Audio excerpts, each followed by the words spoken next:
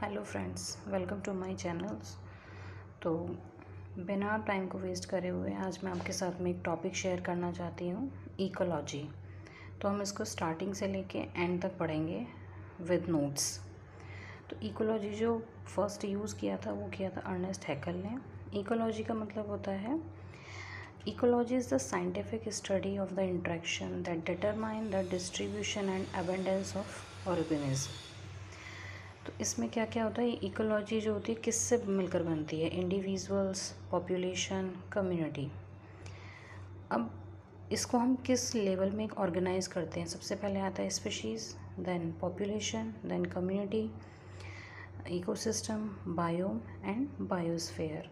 तो इकोलॉजी का जो टॉप मोस्ट लेवल होता है तो उसे हम क्या बोलते हैं, बायोस्फीयर। नेक्स्ट टर्म आता है एनवायरनमेंट। एनवायरनमेंट क्या होता है, it is a dynamic which means surrounding, it include everything. यानी कि आपके चारों तरफ जो आपको सराउंड किए हुए हैं, चाहे वो बायोटिक हो या एबायोटिक हो। उसमें एबायोटिक कंपाउंड्स में हो सकते हैं जैसे कि एयर, वाटर, सॉइल, लाइट्स, ये सभी आपको इफ़ेक्ट डालते हैं, तो वो आपका एनवायरनमेंट है। बायोटिक कंपोनेंट्स में क्या क्या आ सकते हैं, आपके ऑटोट्रॉफ्स होते हैं जिनको हम प्रोड्यूसर बोलते हैं, हेट्रोट्रॉफ्स, कंज्यूमर एंड डिकम्पोजर्स। तो कंज्यूमर्स में क्या कौन कौन से आते हैं, हर्बीवोर्स भी होता है, कार्निवोर्स, ओमनिवोर्स और डेट्राइटिवोर्स। अब ऑटोट्रॉफ्स की बात करते हैं। तो ऑटोट्रॉफ कौन से होते हैं, जो अपना भोजन स्वयं बनाते हैं, जैसे ग्रीन प्लांट्स हो गए। हेट्रोट्रॉफ जो दूसरों पर निर्भर रहते हैं, organism who must obtain complex energy rich organic compound from the body of other organism that is dead और अलाइव, चाहे वो जिंदा हो या मरा हुआ हो। हेट्रोट्रॉफ वो होते हैं जो दूसरों पर निर्भर करते हैं, जिसमें एनिमल्स होते हैं, फंजाई होता है, बैक्टीरिया होता है। हर्बीवोर्स वो होते हैं जो केवल animals that get it's energy from eating plants and only plants, जो केवल अपना भोजन केवल प्लांट से ही या प्लांट के पार्ट से ही प्राप्त करते हैं। Cow, elephant and got. Carnivores यानी कि मीट ईटर, जो मांसाहारी होते हैं, उन्हें हम कार्निवोर्स बोलते हैं, जैसे कि cat, dog, any more animals which includes in carnivores. Omnivores and animals or person that eats a variety of food of both plants and animals, जो सभी को खाता है, यानी कि प्लांट के पार्ट को भी खा लेता है और वो एनिमल्स के पार्ट को भी खा लेता है, तो उसको हम क्या बोलते हैं, ओमनिवोर्स। डिकम्पोजर्स यानी कि जो बचे हुए सड़े हुए जो भी मटेरियल बच जाता है उसको डिकम्पोज कौन करता है, बैक्टीरिया और फंजाई, जो उनके ये क्या काम करते हैं, उन सड़े गले जो भी एनिमल्स हैं या प्लांट पार्ट हैं उनको किस तरह डिकम्पोज करते हैं, ये केमिकल सिक्रीट करते हैं जिसकी वजह से वो डिकम्पोज हो जाता है। डेट्राइटिवोर्स का मतलब होता है heterotrophic organism who ingest eat dead organic matter, यानी कि जो मरे हुए जीवों का जो ऑर्गेनिक मटेरियल बचता है उसको हम डेट्राइटिवोर्स में इंक्लूड करते हैं, जैसे कि अर्थवॉर्म हो गया और वुड लाइस हो गया।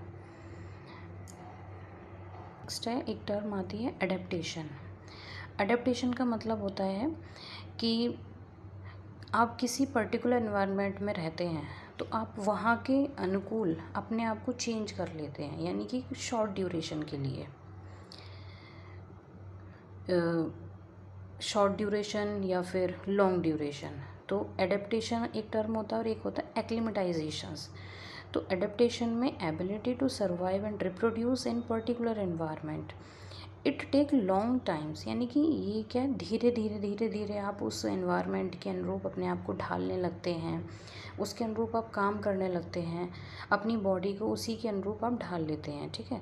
तो ये क्या होता है, it is a part of evolutionary process. जैसे कि डेजर्ट प्लांट अडेप्टेशंस, जो डेजर्ट में प्लांट्स मिलते हैं वो धीरे धीरे कम पानी पर सर्वाइव करने लगते हैं, वहाँ की जो क्लाइमेटिक कंडीशंस होती है उनको अडेप्ट करने लगते हैं।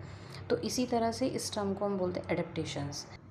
नेक्स्ट टर्म आती है एक्लिमेटाइजेशंस। ये क्या होता है, टेम्पररी एडेप्टेशन है, यानी कि जैसे मान लीजिए आप किसी हिली एरिया पर जा रहे हैं तो आप कुछ टाइम के लिए वहाँ पर रुकेंगे, हफ्ते, 1 हफ्ता, 2 हफ्ता, इससे ज़्यादा नहीं। तो वो उस शॉर्ट ड्यूरेशन में अपने अपने आप को उस एनवायरनमेंट में जितना ढाल लिया है, वो आपका एक एक्लिमेटाइजेशंस होता है।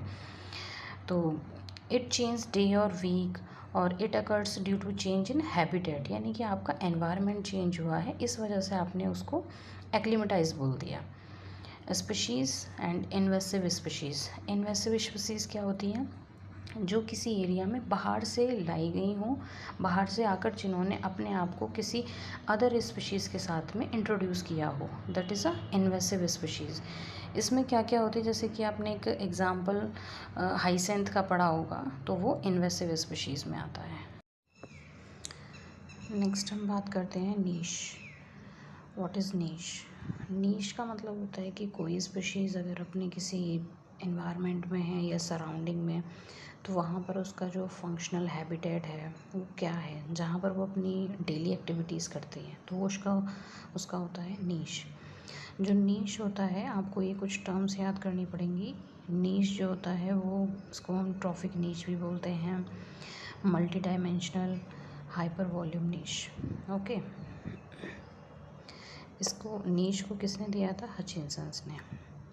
टाइप ऑफ नीश, एक होता है फंडामेंटल नीश, एक होता है रियलाइज्ड नीश। फंडामेंटल का मतलब होता है कि जहाँ पर केवल एक ही स्पीशीज़ प्रेजेंट हो, मतलब किसी एक स्पीशीज़ के लिए उसको वो अपना फुल रेंज ऑफ एनवायरनमेंट मिलता है, जहाँ पर वो अपनी सारी एक्टिविटीज़ को परफॉर्म करते हैं। It means without disturbings any with species, without competing, no interference.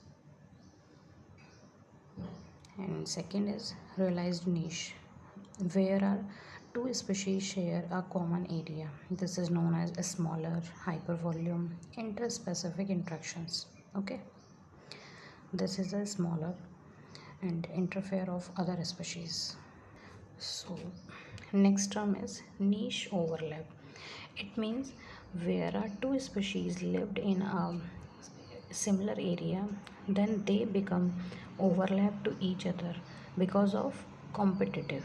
It means अगर कोई भी स्पीशीज़ किसी एक पर्टिकुलर एरिया में प्रेजेंट है, तो वो ओवरलैप करती है, यानी कि अपने फूड के लिए, अपने शेड के लिए, and many more other activities. Niche width. Niche width का मतलब होता है कि जब आप किसी एक नीश के बारे में डिस्क्राइब करते हो, तो एक स्पीशीज़ दूसरी स्पीशीज़ से कितना एरिया कवर करती है, तो वो उसकी नीश विड्थ में आता है। ठीक है, एक ये टर्म बहुत आती है, इकोलॉजी, ऑटिकोलॉजी एंड सिनिकोलॉजी। अब ऑट से मतलब समझिए, यानी कि सिंगल पर्टिकुलर कम्युनिटी या फिर पर्टिकुलर इंडिविजुअल के लिए। Synecology, it means different community, different individual, यानी कि group of individual, that is a community.